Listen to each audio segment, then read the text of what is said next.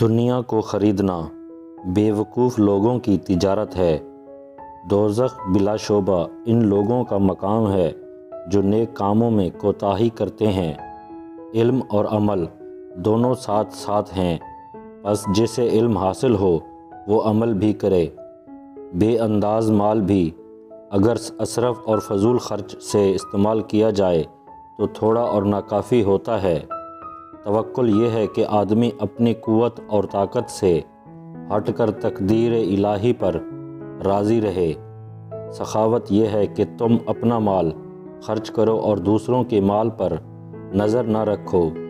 جو شخص سیر شکم ہو کر سوائے اسے جھوٹے اور پریشان خواب نظر آتے ہیں، روزی وہ چیز ہے جو اس کو تلاش نہ کرے اس کو بھی پہنچ جاتی ہے۔ صفائی پاک نفوس کی خصالت ہے اور پرہیزگاری حرام کاموں کا ارتکاب سے روکتی ہے۔ یہ دنیا ایک مقررہ وقت تک رہے گی اور آخرت ہمیشہ تک۔ خواہش پرستی ایک پوشیدہ مگر مہلک بیماری ہے۔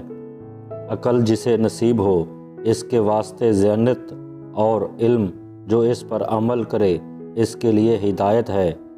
عقل جہاں میں نہایت پیارا دوست ہوتا ہے۔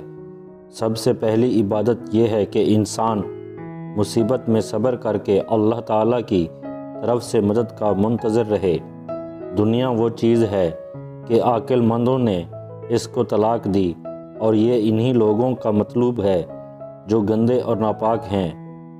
حاسد کو کسی سے دوستی نہیں اور خائن سے کبھی وفا نہیں ہوتی۔